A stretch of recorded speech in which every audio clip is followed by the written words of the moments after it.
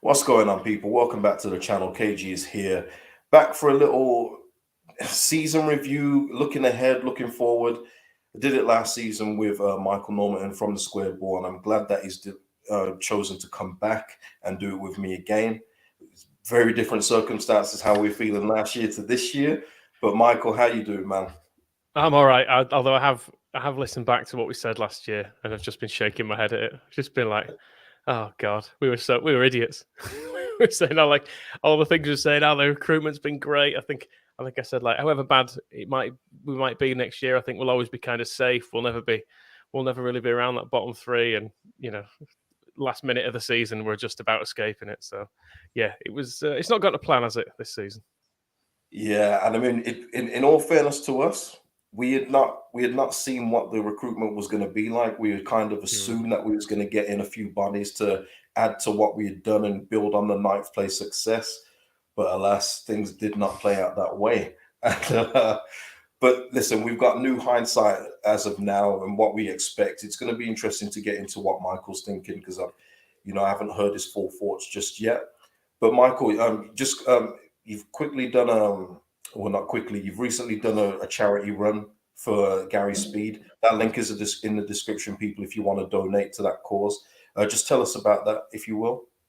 We walked from there were over 100 of us did it, or 100 over 100 started anyway. I think there were about 85 finished because it was quite a tough process.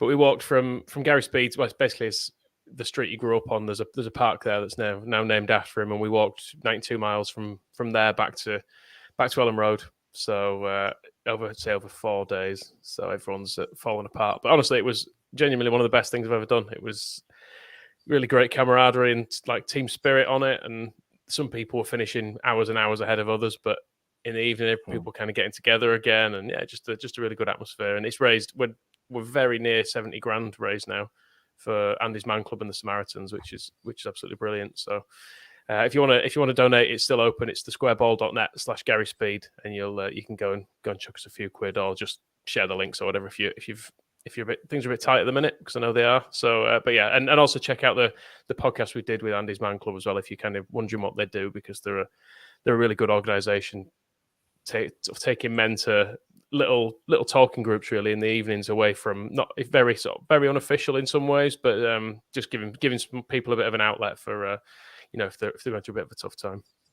Yeah, absolutely. I mean, mental health is something that we talk about on this channel. And listen, people, you're probably the same, Michael. You get messages from people telling you that your shows, help them get through the hour or whatever it may be. And that's a great thing. And like I say, the link is in the description. Listen, Michael, a few people talking about a foot picture you posted. You've got a new OnlyFans or something. What's going on here? None of them are my feet. The pictures my feet are not in a bad enough state to be worthy of inclusion in this. The WhatsApp groups, there's like 100 strong WhatsApp group from people who were on the walk, and some of the pictures in it, they look more like industrial accidents than blister injuries, because there's people with fully skinned little toes, and whole bottom of the foot is just one big blister and stuff. It's grim. I've become quite immune to it now. The first few, you're like, oh, kind of cringing, but after a while, you're looking at them, going, oh, you know what? That's not too bad. That's not too bad at all. Yeah, I mean, listen. What we'll say now is in that, did that walk distract you from the season that we've had? Have you processed the season we've had? That's the first question. Have you processed the season that we've just had? I'm not sure I necessarily have yet. It was, I think that the stress level of May, because I was organising all this walk as well, so I was kind of responsible for the route and the hotels and the coaches, and I'm trying to sort all this stuff out. That alongside the sort of looming relegation was just I think it got on top of me a little bit. In truth, at times it was quite a lot of pressure on it. So I feel so good now, I've got to say. Having the walk went well, we stayed up, and we can reset and hopefully not ever do anything like this again in terms of Leeds United, because it was not a season I expected or an ending I wanted. I mean, as fun as it was to stay up on the last day, and you kind of come into football to be excited by stuff, don't you? But that was the wrong sort of excitement for me. I'd have much rather we were looking at the last 4 or 5 games, just watching on and enjoying the football like we were last year. So it's been an ordeal as this season, I think, is the best way I could describe it. Yeah, absolutely. I mean, I was just talking to Michael off here saying how painful it's been doing match reactions this season. I mean, when you think about it as well, Michael, we've won before the Brentford game. Let's go before the Brentford game. We'd won 8 games all season. Mm. So there's not much joy that you can take from that. But for you, where did you start? When did things start going wrong for you? Because I've seen loads of people say pre-season. I've seen people say because we didn't win a game until October. But when was the alarm bell starting to ring for you this season just gone? I suppose right from the start of the season, things didn't quite feel the same attacking wise.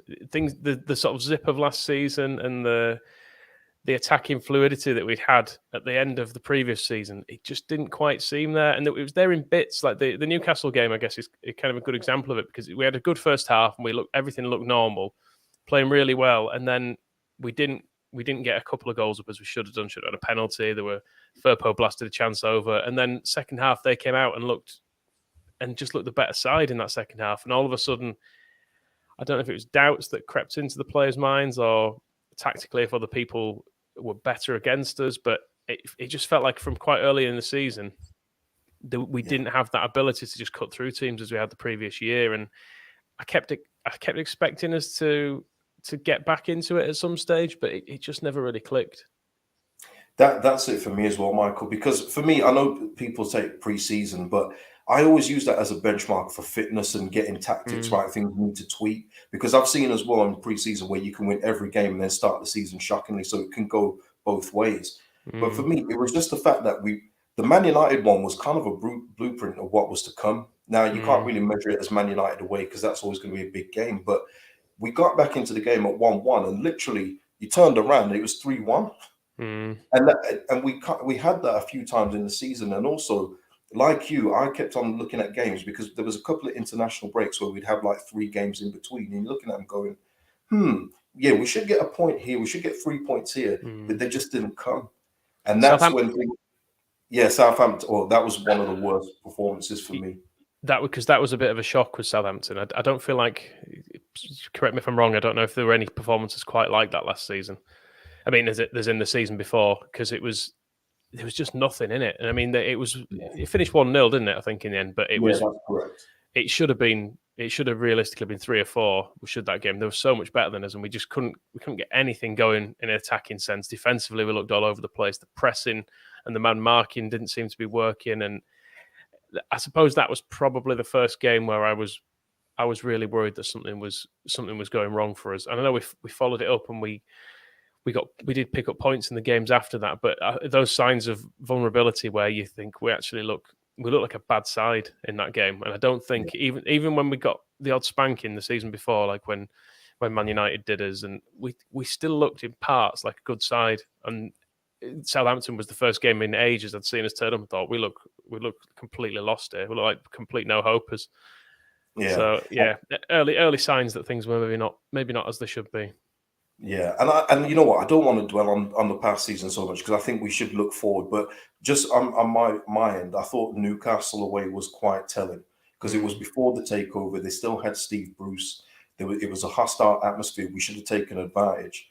And even towards the last few minutes of the game, where we usually go gung ho and try and get the win, we were starting to keep the ball. We was like protecting the point, and it was really odd for me to see that. I was like, wow, this is a bit different. But in hindsight now, I mean, I don't know what your feelings are on Bielsa. I don't want to spend too long on this.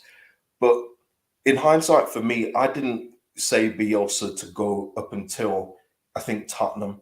That was the straw for me where I said, you know what, something has to change now. And unfortunately, at the point where we were in the season, it was after the transfer window and everything else like that. The only thing you can change is the manager. But if I'm taking off my loyalty to Bielsa and maybe calling it as I should have seen it, as I usually do, but I had a bit of Bielsa blindness myself, probably December would have been the right time for it to go because it was never going to change. And as much as it's good that he's got his plan A, and if plan A don't work, do plan A better, we did need something else. And even the players themselves did say that as well. So when was it for you when you realized that the Bielsa thing wasn't going to last till the end of the season? Probably the same point. I was saying just before we came on, the Spurs game was the one home game I missed because I had COVID, so I watched that one at home.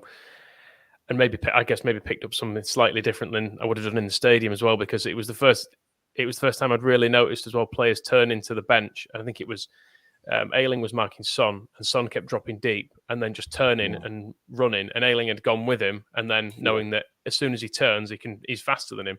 And Ayling was looking to the bench, and he was kind of giving it a what am I supposed to do? Like, I can't, if I go with him and he turns, then he's past me. And it was seeing someone like Ayling, who was really owes it all to Bielsa and was clearly trying to follow the instructions, but you could see the frustration in him, just like, this isn't, there's nothing I can do here. This isn't working. We need an alternative plan. And Ayling, Coutinho had done the same to Ayling as well. He was dragging him out of position, and then any kind of turn then was just leaving a huge hole in behind. So I think it was probably Spurs for me, but it was weird because I still didn't want him sacked. If you know what I mean, like I know what you're saying. Yeah. We owe him so much that I've never known it before, where a manager has been sacked when the people have been so sad about it. Even going back to Howard Wilkinson, who would obviously got us up and won the league. I missed the league when I started watching games regularly a couple of years after. But people wanted him gone. You know, the stadium was singing for him to leave, and that never happened with Bielsa. There was discontent to an extent, but I feel like the outpouring of like almost grief when he was sacked was something that I don't think probably ever seen it before, and probably never will again. It was bizarre. Yeah, I mean, when you think about it, in our dark championship days, I mean, we went through managers like water, didn't we? And we didn't care. We was like, okay, who's next? But this one, you could tell the fans really wanted him to just adjust something, just change something, please. And you could just tell. I had my realization probably mid-January that, listen, he's done the same thing for 30 years. He's not going to change. It's just not going to happen. And the fans in the stadium as well, because it's something that I mentioned on my channel many times, were very, very giving to this team with the performances we've seen. And it wasn't until Spurs where you actually did hear the murmurs of discontent, where it's like, okay, we can't keep doing this, because this was at the end of February where we had conceded 20 plus goals. It just couldn't go on. And yes, the board, we're not going to just go without the board here. The board should have done better. And maybe they did want to see it till the end of the season with him. And Jesse Marsch himself said, I want Bielsa to stay till the end of the season. But I think that February was really telling, in that there was probably only one way it was going to go. Yeah, I think so. And the board are in a difficult position at that stage, aren't they? Because, as you said, they are where they are with the squad. And if they think he's taking him down at that point, they've got to make the change. But it was... I mean, I'll be honest, I'd not heard of Marsch before we started being linked with him. He was one of those people that you kind of start looking up as his name starts being put in the press. I think it was in the press a few weeks before Bielsa was sacked, actually. But clearly, his availability and the plan was for him to come in at the end of the season anyway. I suspect probably accelerated things. Whether or not we'd have, if he wasn't available, we'd have made the change then, I don't know. I suppose I'm just glad for Bielsa's legacy that we didn't go down as well, as much as anything. As while that is obviously Marsch's success at the end of the season to have got those points and kept us up, I feel like it would have been a real shame for Bielsa to see us back in the Championship at the end of, you know, a few absolutely brilliant years that we've had under him. And as it is, we can say we came close and we got away with it, but the stuff that he set in play in motion has remained at the club now, and we can hopefully move on from it. And you know, it's just a marking of becoming a bit more normal, isn't it? Not having Bielsa. That was the thing.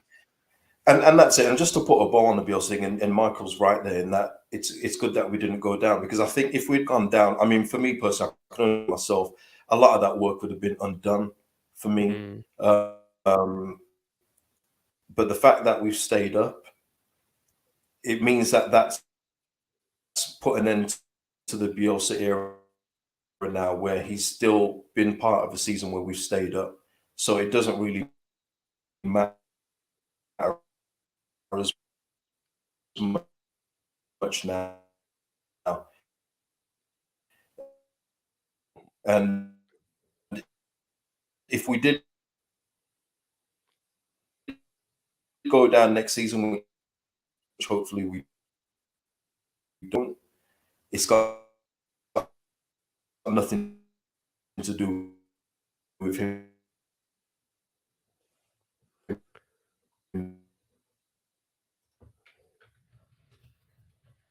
now. This has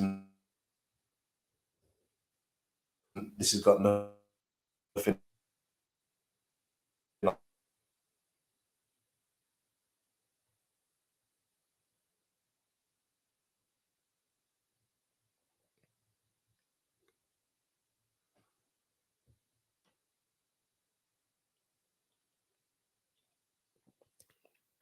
It might just be me here now. Hello, everyone. I think that was, I don't know if that was breaking up for everyone or just me. But let's wait for Cagey to get back.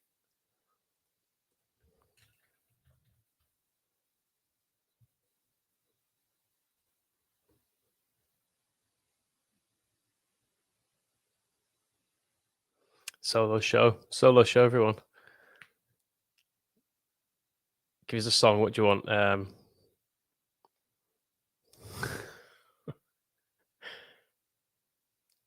Let's talk about the walk. Yeah, let's. My feet, not bad at all. Other people's feet, absolutely horrific. There's some dreadful sights going on in that in the WhatsApp group. There's sort of bloke's gone to hospital this morning to find out if he needed skin grafts on his feet. So that wasn't great. There's loads of absolutely loads of toenails coming off. There's little toes with full skin missing on them. So this is probably not what you're tuned in for, isn't some disgusting foot chat? But there you go. So, but now if you are watching this, you haven't donated, please do, because it was dead good. It's weird. Everyone on the WhatsApp group is saying that they're basically in bits, but they'll do it again tomorrow. So, maybe not tomorrow, in a week when the skin's grown back a little bit. So, yeah, it was good. And Phil Hay, absolute trooper on it as well. He came along, not any real bother. Can everyone hear me again? He's back. You left me solo. Oh God, nightmare! It's happened before, and as people are telling you in the chat, it's happened to me before. I don't know where I left you and where it messed up. Full apologies, people. Yeah, it's all man.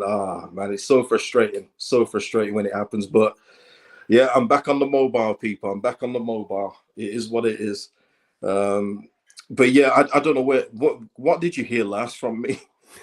I heard a lot of it was like what is okay. What I heard last.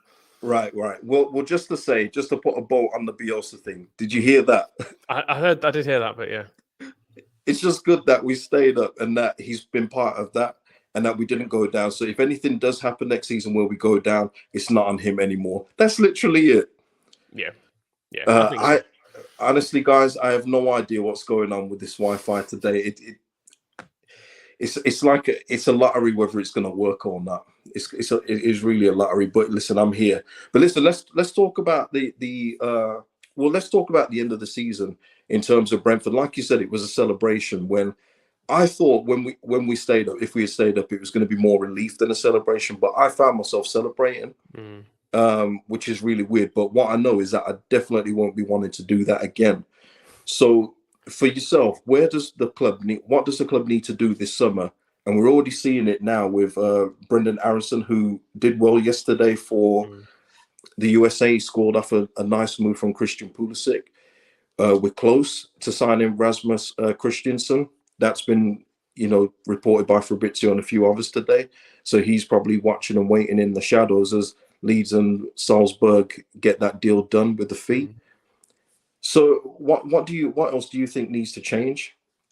Midfielders, just more midfield. I think midfielders and strikers are the places we were missing last year. I think particularly given Marsch isn't a straightforward one up front man, I think it makes sense to have another as well. With Bielsa, you could always kind of understand the fact we didn't want too many because it was if you had another £30 million striker on the bench, you'd be looking at Bamford and someone else being a bit unhappy. So another striker for definite because I don't really think Rodrigo or Roberts have particularly got a future there. Gelhardt has had a brilliant season, and I'm happy to see more of him next year. But I also want someone he's quite a different player to Bamford, so he doesn't. As far as I'm concerned, it's not a straight swap for bringing one in for the other. So I'd happily see another striker in, and then probably a couple of central midfielders and maybe another left back as well, because Firpo has not done it so far.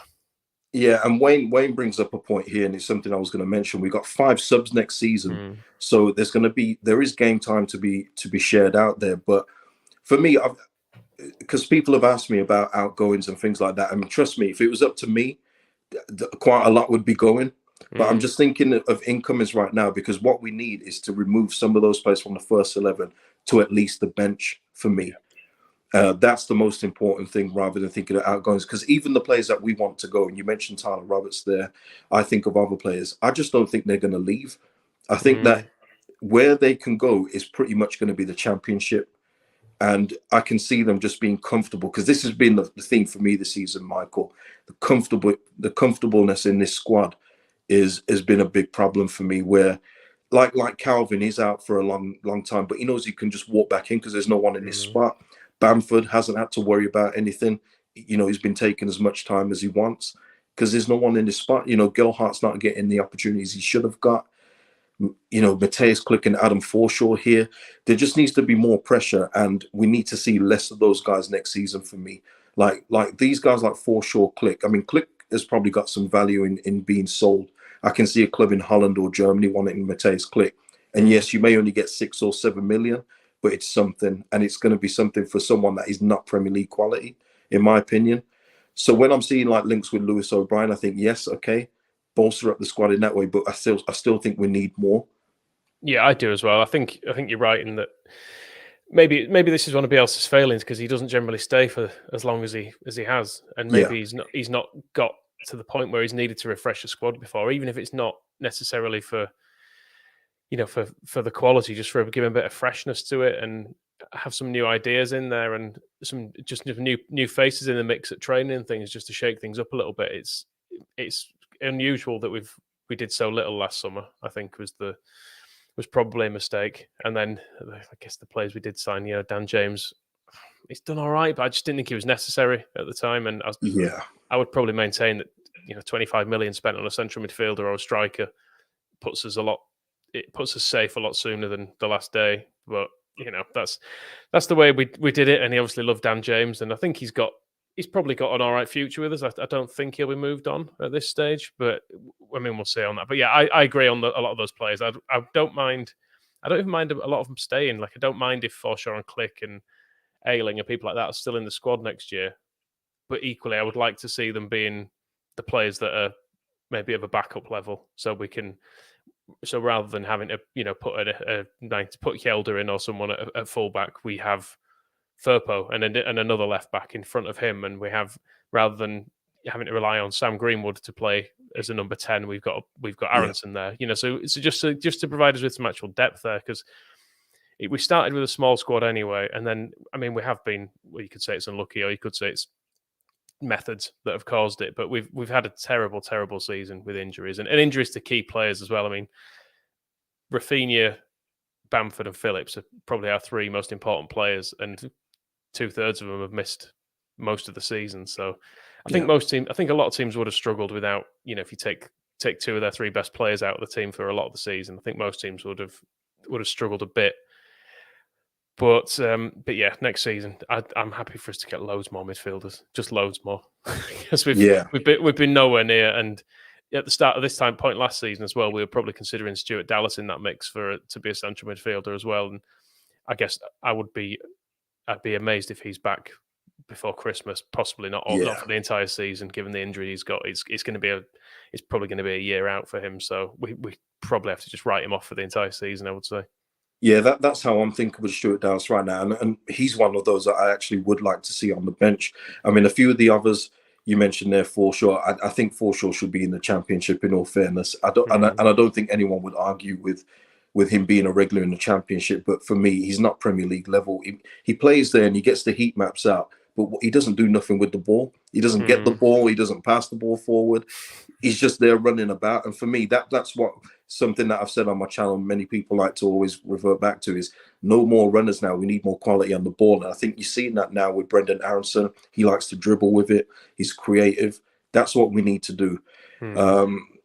In terms of as well, Michael, I think it's important. You mentioned Bamford being out. We should never have been in a position where we didn't have another striker like that in the squad.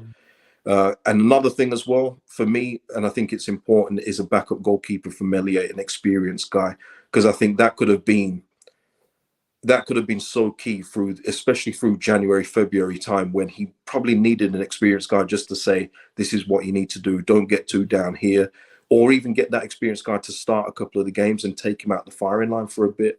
But they didn't do that either. So there's surgery to do on this team. Yeah, I think the backup keeper was a big risk because Meslier had a great season last year. I don't think he's had a bad season this year by any stretch. We've given him an awful lot to do as well as a goalkeeper. Ideally, you want to be facing not as many shots and not having to deal with as many awkward back passes as well. And I guess there was the one kind of catastrophic error where Nketiah got his goal, but that's probably been coming for a few years as that goal. Given the way we play, it's always that last minute pass, isn't it? Or sometimes he'll turn back inside, and you always kind of expect him to get tackled. So I think he's brilliant. Is Meslier? I still have complete faith in him, and I'm more than happy for him to be our number one next year. But yeah, having that, mind you, Kiko's coming back, isn't he? In summer. Please no. Please no. That's a lovely experience backup. He's a good fella, isn't he? No, I think we'll be trying to get rid of him again. But I don't think his loan move went particularly well, did it? I think he started the season, and then I think by about November he'd been dropped already. So midway, yeah. So I don't think he'll be making that move permanent, and I don't think we'll be trying to keep him either. So I don't know who's available necessarily in the market, but yeah, just someone with a few hundred games who's willing to come and sit on the bench. And as you say, just if Meslier is under pressure, stick him in, and also having a backup there that you can rely on, because Klaassen did well in the game when he came on against Wolves, but I've seen him a fair bit in the under 23s, and there's been some pretty bad moments in there, in all honesty. So I wouldn't like to think that it'd come down to just being him. I mean, I know there's been Caprile out on loan. I'm not sure how he's done, if he's ready to come back and step up, but it'd be a big step up going from where he's been on loan to Premier League. So yeah, I'd be fully in favour of a decent backup as well, and a decent backup goalkeeper doesn't have to cost the earth either. I don't think I think the risk of going into a season without one is very high. So well, listen, Ben. I mean, I've mentioned Ben Foster before, and he's recently been on his own podcast saying that he's ready to be a number 2 now if he has to be, and I think it would be a perfect guy for him to come in. He's an experienced guy, seen and done it all internationally. Played at the highest level. I think it would be the perfect type of guy to get in. I mean, I've seen John Ruddy. John Ruddy, for me, it doesn't give me any. It doesn't give me any confidence in terms of a word in the ear of Meslier. But yeah, I'm all for Meslier to stay here. But we're also seeing as well, away from the goalkeepers. I mean, Brendan T brings him up. I was going to get to him. Players linked away. Right now, as we speak today, Raphinha is nowhere near a move away. Barcelona are in financial dire straits yet again. Calvin Phillips, we don't know. We're hearing that he wants to stay, which is a really good thing. But Jack Harrison, is there a system for you now? And this goes to where we're going with Jesse Marsch. Do you expect to see better football coming this season than we saw last year? Because I was always on the board of just get the points on the board. I don't care how they come. But are you expecting to see a better style now with the more narrow system, as you see now with Aronson coming in? What are you expecting in the coming season? I'm a little bit fearful, in all honesty, because the best football we played under Marsch was when we went wide again. I thought that there were improvements there. Well, the Leicester game when he first came in, we were very unlucky not to get something from that. And then the last 2 games of the season, when again we saw the width against Brighton and Brentford, I thought that was some of the best football we played. Some of the narrow stuff was just awful. Like it was the game when I can't remember, it might have been Arsenal. I can't remember. I remember looking at one of the heat maps, and it was with the average positions, of the players, and there was basically Calvin and about 2 other players just stood on top of each other in the middle, and that's how it felt watching it. You could just Calvin likes to get a bit of space and look for big diagonals out wide, and he had no space and he had no one out wide, and it felt like we were not using him to his abilities either. So yeah, it's got to improve. Like I can't see a full season of that. I mean, I understand as well it was not work. I'm sure that isn't how it was meant to work. No, like whether or not Marsch didn't have the players or couldn't quite get the ideas across in the amount of time he had. But it just looked shambolic. It was just everyone stood in the middle of the pitch, and there was no out ball for anyone. And when we did break, there was no one seemed to have the composure. It seemed to all be 100 miles an hour, but without any of the, I guess, the patterns that that Bielsa had set in place, where you knew we'd break and there'd be a fullback on the outside and someone, and I guess Tyler Roberts or someone cutting up the inside and Bamford at the front. It was just none of that. It just felt like school football is how it looked at times. So it's got to improve. And my concern, I guess, for this summer is that we buy a load of players to play this system, and then we get 10 games in, and we've got 6 points on the board, and people are already looking at sacking him. And you think, well, we've had a full summer based around this, and now if the new guy wants to play with width, and we've signed all these central players, you're kind of back to square one. So yeah, I do have concerns for definite. Yeah, I mean that's the thing for me. The thing the only question marks I had about him was he could only do so much with those players, and I'll always maintain that, because they're not great players. They're not good players. You saw, and it was always something I was fearful of, and I've said it many times on here. But once the running stopped, once all the one-touch football went because they can't keep up with the energy anymore, it was going to look bad, and it really did. It looked worse than I thought it was going to be.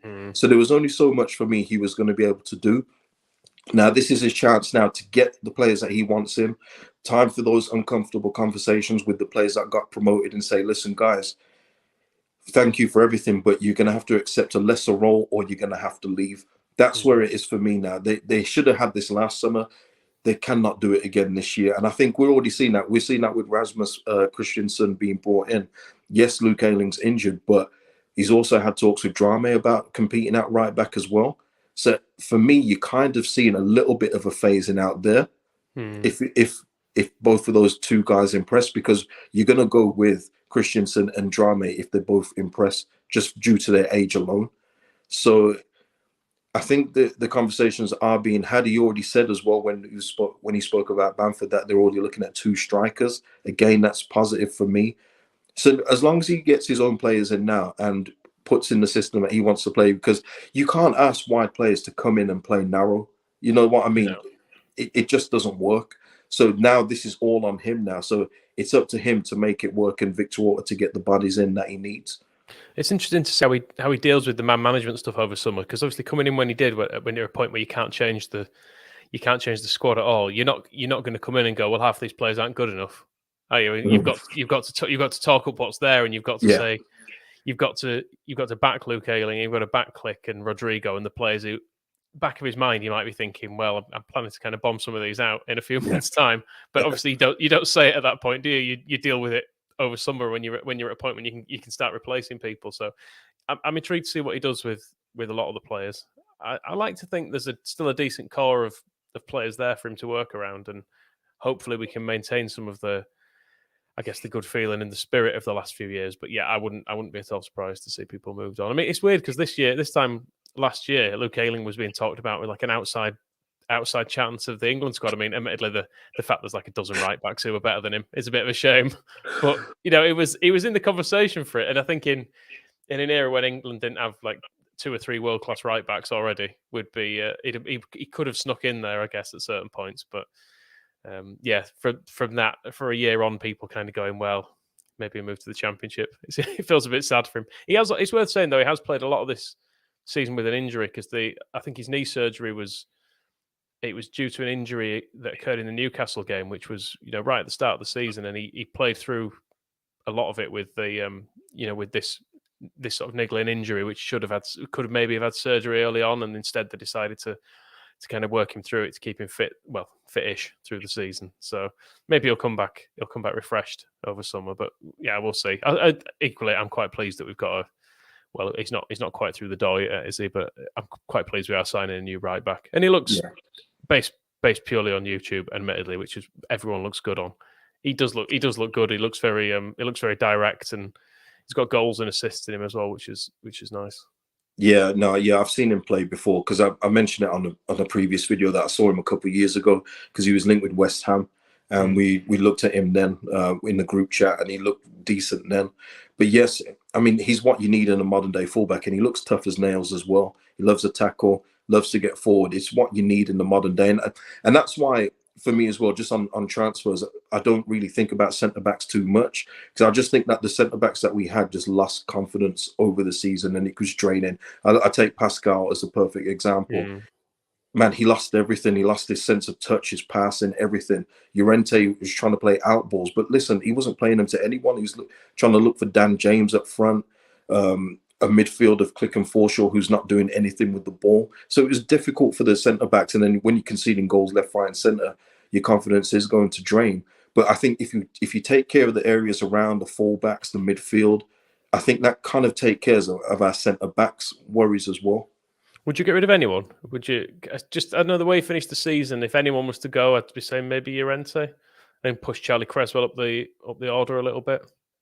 Yeah, I mean, Charlie Creswell's, I think he's come out and said that he wants to play football at some point this season. So if he's not going to be one of the first choice centre backs and he can get a loan somewhere, I'm not against that.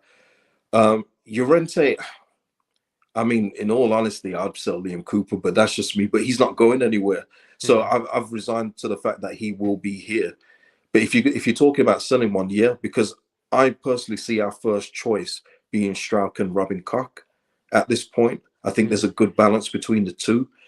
But Llorente, I think he'd be better with his confidence back again, but he is erratic. He definitely is a bit brash. He's kind of like Liam Cooper in all fairness. He does hold on a bit like Liam Cooper does. So, yeah, I mean, I wouldn't be opposed to Llorente going and pushing Creswell. I really do think Creswell does deserve more game time because I think for me, he's the now, not just the future. I think Charlie Creswell could come in. Yeah, I think it'd be interesting to see. You mentioned a loan there. If we do use the loan market a bit more, because this year I think essentially under Bielsa we've only really loaned out players who, with more or less, given Going up on. out. Yeah, we've loaned him out with a view to getting rid of him. I know Cody Drama was a different situation because of when he went out, and he'd obviously pushed for it because he was not getting a look in. But the kind of season long stuff that we did last year, it was clear those players had not been judged good enough to be almost part of the training, because I know Bielsa like the under 20, like on a strong under 23, so they can be competitive in training and all that sort of stuff.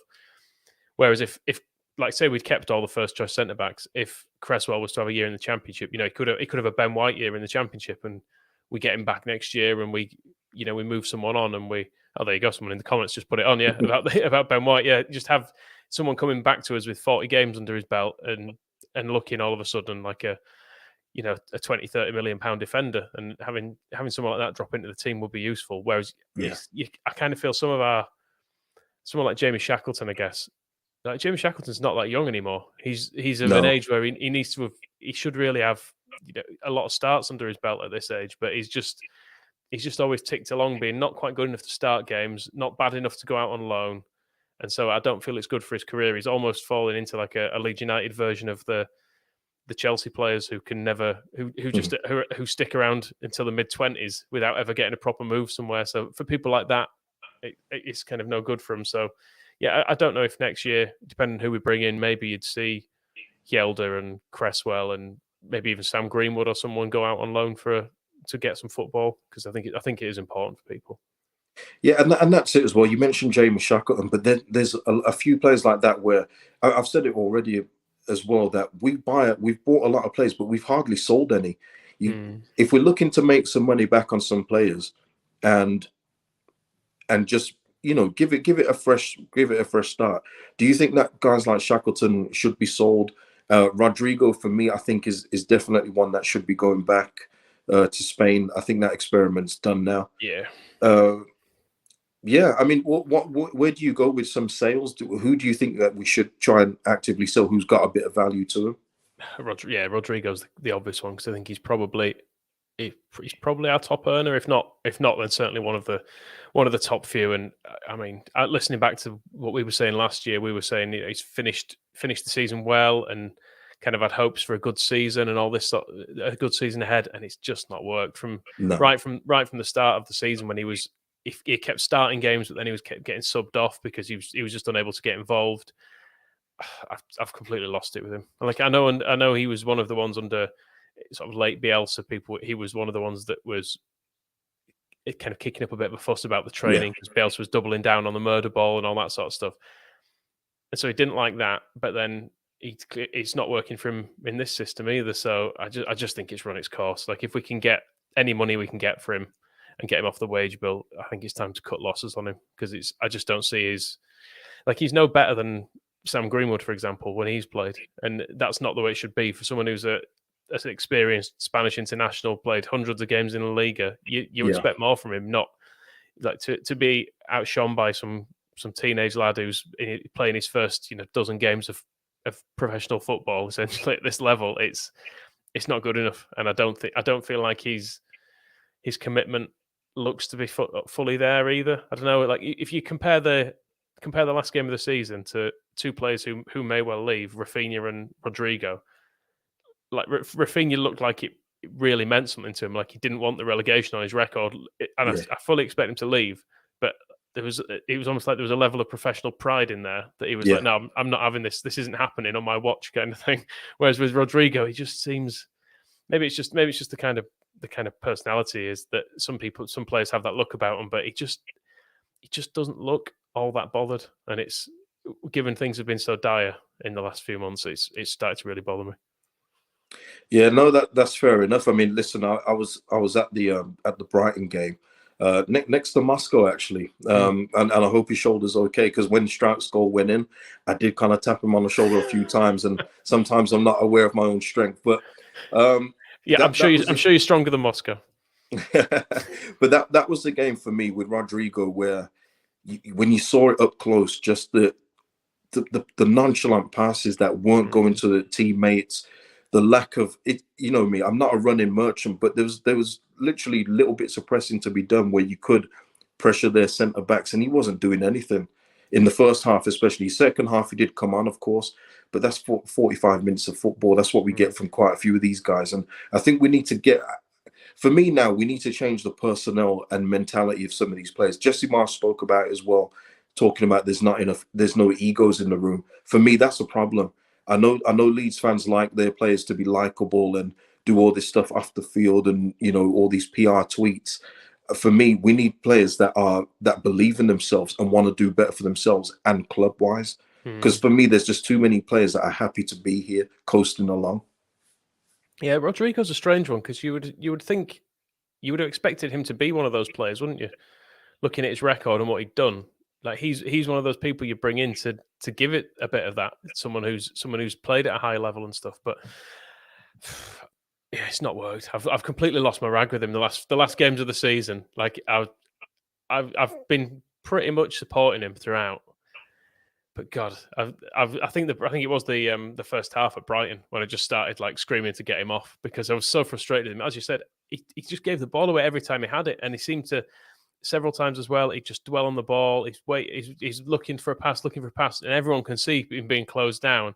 Yeah, and then he either rushes it at the end or he gets tackled. Someone just nips in behind him and takes the ball off him. And like the second half of that game, he did improve and he put the nice ball across for Raphinha, didn't he, to the back post? Yeah.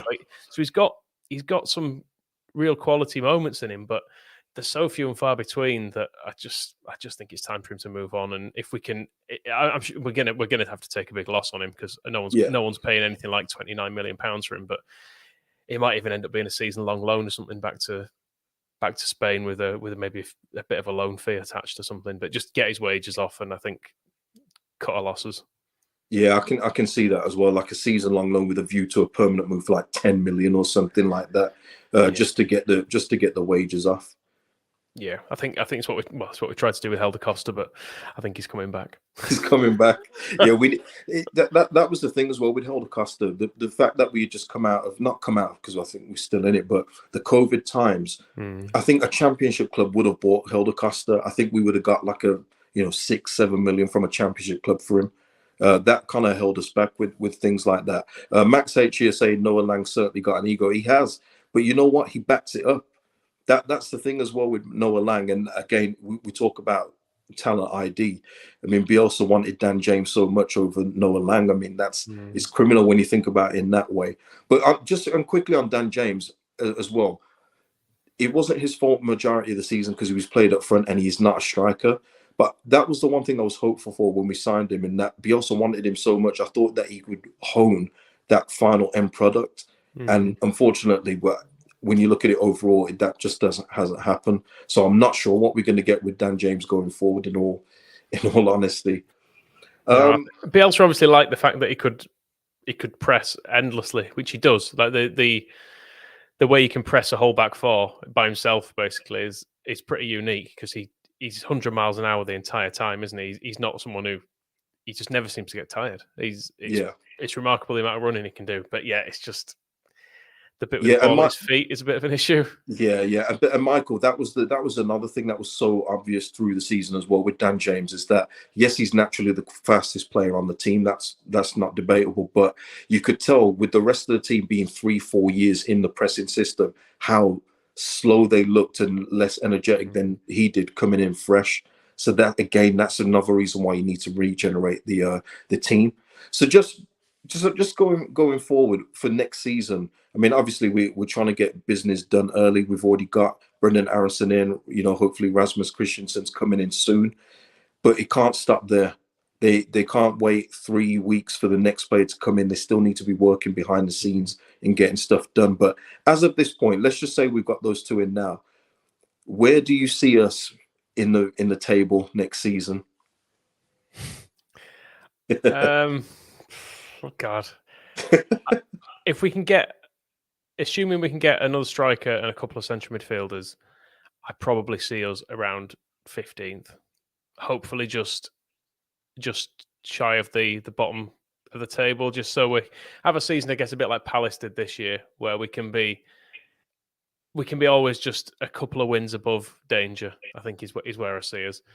But I mean that whole middle section of the table is so tight, isn't it? Like you've got a kind of an obvious top 6, and then you've got a few teams underneath it who are kind of half decent and probably a cut above, never likely to go down. But then once you get down from sort of 10th to 18th, 17th, it's all kind of the same, more or less, this season. I mean, Watford and Norwich cut themselves off pretty early on as being by far the worst teams in the division, but a lot of the teams above that, if Southampton or Palace were in the bottom 3 next year, it wouldn't be a surprise, would it? Even though they're two teams that have been pretty much clear of it all of this year. If they have bad starts or bad injuries, you can see that we could be in that sort of bother. Top 7, someone's saying. Yeah. PSF is very optimistic as long as certain players aren't in there.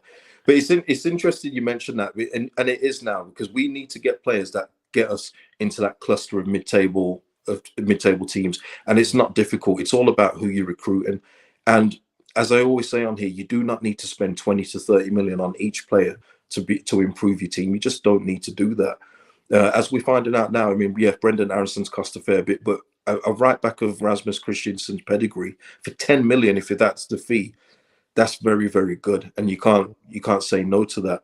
But as long as we get players that get us into that next batch of teams, I think we're okay. Because, like you say, there's much of the same. You mentioned Palace there; they're actually after a player that I want Leeds to go after in a Czech Decore. I think he would be magnificent for us. But listen, he's got Patrick Vieira there. Who's he going to want to learn off? Patrick Vieira is one of the best midfielders ever, and you've heard what Conor Gallagher said about him too from his previous loan. So we'll see about that. I don't, maybe Czech Decore is not even on our radar, but we just need to make sure that we're in that cluster of teams. Because if the team stays the same way it is now, we're in trouble. Quite frankly, we're in trouble, because we can't have the names that we've seen start for us week in, week out, the previous season just gone, start for us next season. It will be a disaster, but quite frankly. So as long as the recruitment's right, I can see us, like you said, in that comfortable mid-table area. And quite frankly, I wouldn't mind that next season after the season we've just had. Yeah, it's a shame, because this time last year we were sort of saying how we'd made such instant progress, and there was the chance for us to kind of get almost that top 6 was within reach. I mean, the number of points we got last season would have got us into Europe this season. Yeah, so that's kind of how close it was to it. It's just that teams at the top have won so many games. It's altered the shape of the league a little bit this season. So yeah, it feels like we squandered it. Truthfully, the season we had last time around. So well, I want to ask you.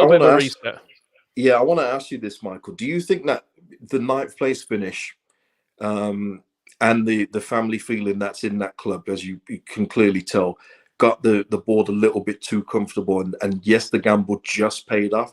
But do you think that they got comfortable thinking, you know what, let's run this back again and see what we can do again?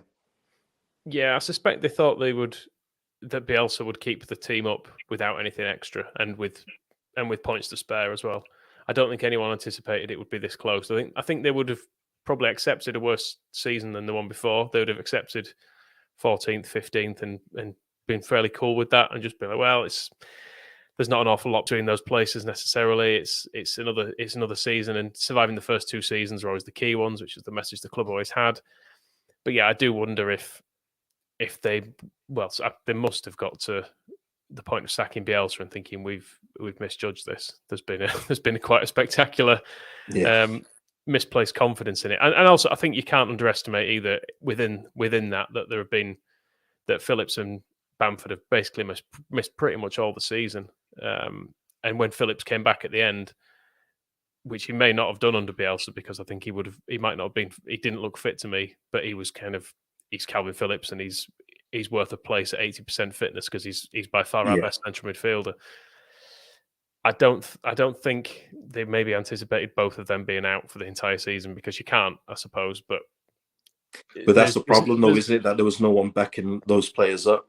Yeah, I mean, you mentioned Forshaw. Like I was pleased with what Forshaw did this year, because he was an actual midfielder who came in midfield, and I think that it did make a difference to us, just because we didn't have any midfielders compared to when Strauch or Koch has had to play in there. They look like centre backs playing in midfield to me, and I don't want to see any of that next season. I want to see Koch playing at centre back. I thought he did quite well at right back actually towards the end of the season, but absolutely not his position. Like I want to see Strauch and Koch playing at centre back and only centre back, because we've got more midfielders. And I think that's where I think Forshaw was. I didn't expect him to play as many games for a start. Like, given his injury record, I thought it would be lucky to get anything out of him. As it was, he came in, and I thought he did all right in some games. I accept what you're saying. If you break it down to kind of what he's, I can see you smirking. If you break it down to what he's actually, if you're gonna actually look for assists and goal involvements and stuff, it's not, Michael. I don't expect goals or assists from him. That's not even the problem. It's just that he literally just ran about. Like there was times where he'd have the ball, and I'd see that like James would be looking to make a run, and he'd be off, and Forshaw would just pass it back and then do the sorry. He'd do this, sorry. Yeah. And that happened many times as well through the season. And it's just, for me, you can't get away with that in the Premier League. You just can't. You can do it in the Championship all you like, but you need better on the ball, and he's just not it. For all the energy and I give him all the props as well for coming back, because it was a terrible injury he had. But now we've got to move on from that. And listen, I'm thinking about even for Calvin Phillips as well. Calvin, if he's looking to stay, I'm sure he's not. You know, he'll always smile and say, "Yeah, I love this group," but he's not going to want to do this again either. So we have to just get better in that area. But I do take people's point of having a midfielder in there. But yeah, it was just having someone.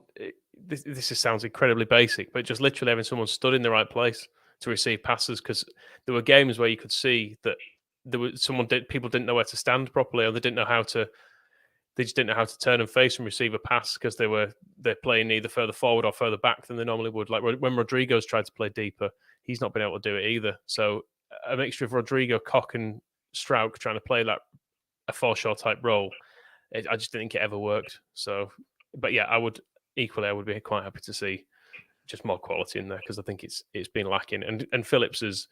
I'm a bit concerned for Phillips in this new system, I've got to say, because I don't think it looks like it particularly suits him, which, if I was him, would be as much of a concern to me as anything at this stage, because you'd be looking at the way everything that's made him an England international, it doesn't look like is necessarily there for him in this system when he's played further forward in it. But I mean, maybe next year it works better. He doesn't play in the same system for England, and he's looked brilliant. No, playing as part of a kind of a double pivot with Rice in there. So he can obviously play in other systems, and he reads the game really well, and he's got the range of passing, I think, to do well in any system. But yeah, I don't know. I don't know if he's got an interest in leaving. I kind of hope we get to keep him. I've already accepted Raphinha's gone, but Yeah. Unfortunately, yeah. But And Calvin, and, and we might get another year out of. yeah, I mean, and listen, and that's it for me as well with Calvin. I think it should be one of these things now where, yeah, Liam Cooper's your club captain, fair enough, but I think your captain on the pitch has got to be someone like Calvin Phillips with a bit more pedigree, a bit more stature, a bit more. The referees will take more notice of Calvin Phillips than they do of our current captains, and that again was an issue last year when it was either Cooper or Ayling. Look, I saw it in so many games where Ayling's trying to talk to the ref just batting him away like he doesn't matter.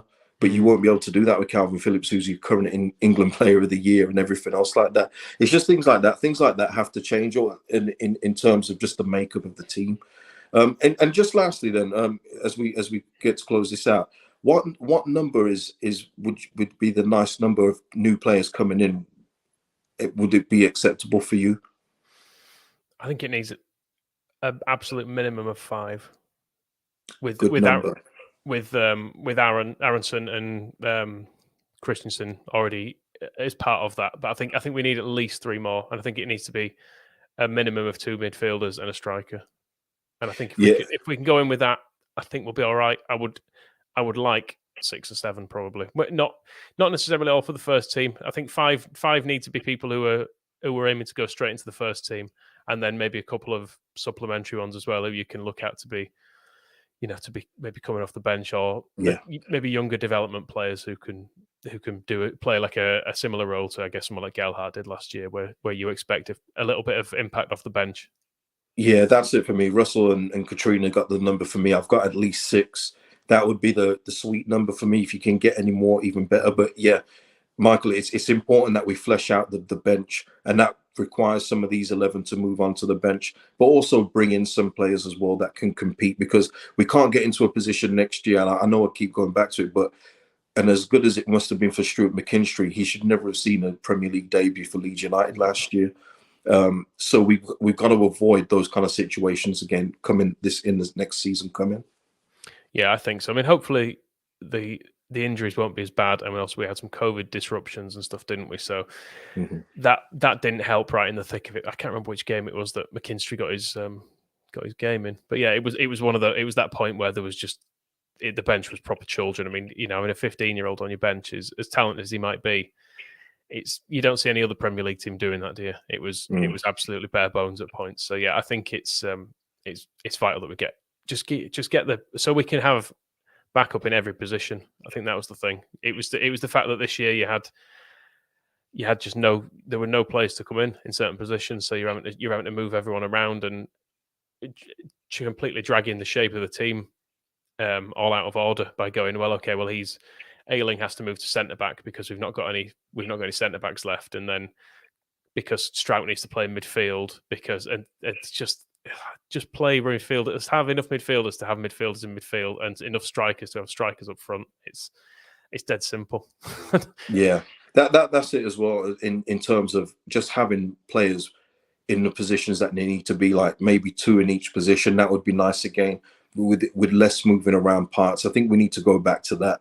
I think we need to just go back to having 2 left backs as cover, and not relying on Stuart Dallas to cover like 7 positions in one team. I think we need to go back to a bit more normality again in that sense. But yeah, Michael, I think that's it. I think that's all the things that we need to cover. I want to talk to you about Raphinha. Go ahead. How can we have him as the background and not speak about Mr. Raphinha? Go ahead. Are you accepted he's gone now? Is that yes? For you? I have. I kind of accepted it. I tell you when I accepted it, Michael. I accepted it after the January transfer window closed, because his form dipped after that. And for me, I said it at the time. I said I think him and Deco were expecting Leeds to bring in some more players in January. Because I feel we sold him on a project enough to leave a Champions League club to come here. I think if we had shown some intent and said, here's some players and we're going to add to this in the summer, I think we could have probably got another year out of him. I genuinely believe that as well. But the fact that we did nothing, I think it showed on his face as well after the window closed. He was like, I've just come back from Brazil with Neymar and Anthony. Oh, here's Tyler Roberts. What am I doing here? And for me, it's fair enough. Listen, for me, I've said it before. and I'll say it again, he's been the best player I've seen at Leeds United since Harry Kewell, just for natural talent. Somebody that you'd pay a ticket to see play football, unpredictable, creative, can score goals. But yeah, I've resigned myself to leaving, but it can't be for the figures that I've seen. I've seen like 40 million and things like that. I think that's when we paid 25 to 30 on bonuses for Dan James and Raphinha going for 40, that doesn't make any sense to me. So I think it's got to be on better terms. I know that the club are looking for the sum all in one, which is good. They want the money all up front, but it's got to be at least 60 or 65 for me. That's what I was thinking as well. The talk if it's less than that, I think might as well keep him. I know it's not as simple as that when a player wants to leave, but I always think, well, let's just hang on to him, because I don't think you get a better player anywhere else for that price.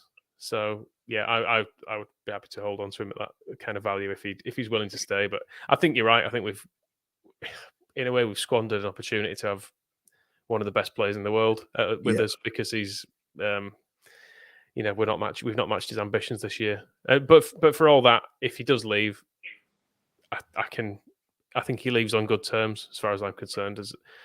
I don't think he'd go to Man United, which would be the only way he'd kind of really blot his copybook with us, because I think he'd want to go to a better team than that, to be perfectly honest. But he's been unbelievable for us, and the way he finished the season and stuff was superb, and it obviously meant so much to him, and the way he got involved in all the celebrations and stuff was just brilliant. So it's if it's goodbye, it's a shame. I know, and it will hurt.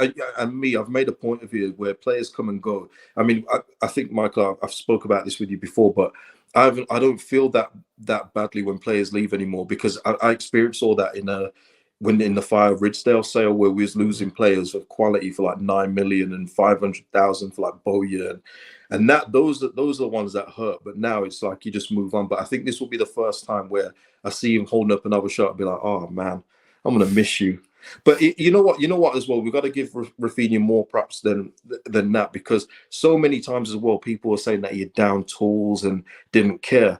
Well, listen, if he didn't care, he would have accepted relegation. He'd have probably been able to go by now. Yeah, he would. He did have a relegation release clause in there, so us going down, he'd probably already be in Barcelona by now if he'd accepted he was going down. And then also, when you go back to the Brighton game, when we're all going mad celebrating, and I was one of those, shout out to Moscow, I was one of those. He was the one saying, no, let's get back to the centre circle and try and win the game. It's because he's a winner. He's an absolute winner, is the bloke. That's the thing. And I guess that comes down to what you were saying earlier about the type of players we need to recruit, are people who do drag you out of these situations, go, no, and demand, like I said, this isn't good enough. Let's get back and kick off and get another one. And I guess Raphinha has brought that to us. But what a man! What a player! It's just so much joy, and like I say, that's why I love football. He's kind of like a throwback in that way of, like, he loves Ronaldinho, but where everything's so system based now, he just says, yeah, all right then, but I'm going to give you some flair and some magic as well on top of that too. And he did all the dirty work too, for all the people that love people running back. He was the one running back. I mean, again, in that game against Brighton, he was going toe to toe with Cucurella that day. Listen, I've got nothing but love for Raphinha. It was obvious towards the end of Bielsa, the two of them had a bit of a falling out. To some point. But maybe he was. Given the personality of him, maybe it's just because he could see it wasn't working, and he was just a bit. I guess to be fair to him, a bit like all of us, just saying, just try something a bit different. Like we can. Yeah.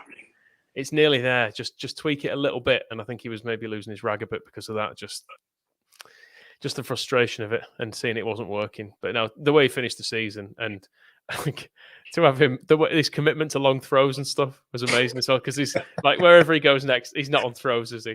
But to see him, he was taking charge of that, because he'd obviously been told, we get a throw there, you take it. And you could see him running across the pitch going, stop, I'm taking this. It's on me as the long throw. And he'd go over there and he'd do it. The thing was, his throw wasn't even that good. No, it wasn't. He'd occasionally get one right and it'd go quite far. But then the next two or three after it, it'd go like 20, 30 yards. And you think, it's not even reached the man who's gone for the flick there. Man. But he did it. And that's the thing. Yeah. Listen, you can't end on a better note than Raphinha. So, and by the way, the person that's won the Raphinha shirt that was given away has been contacted. He's given me his address. So that competition is closed, people. So don't wait for the 2 days that I said. It's done. And then congratulations to Martin Peters.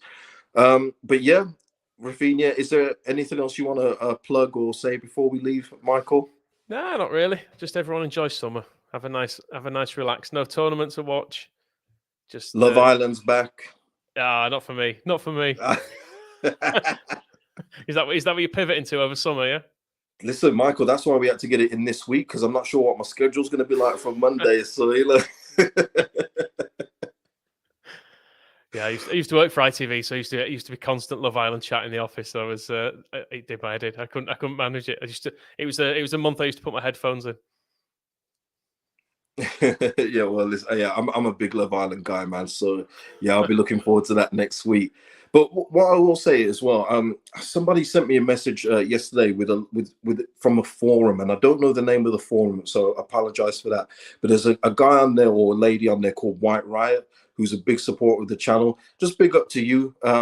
It's always for me. You always hear about people that dislike you or don't like your points, but this person is always posting my stuff. So listen, big shout out to you and big shout out to everyone that's watched today and who will watch the replay too. Please drop a like on the video if you enjoyed it. Sorry about the hiccup in the middle of it with the Wi-Fi. I hope Michael kept you entertained.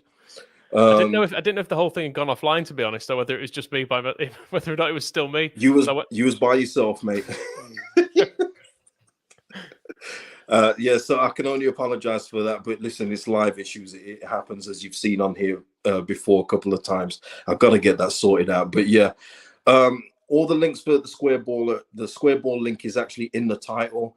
Description has all the information for the square ball and the charity stuff.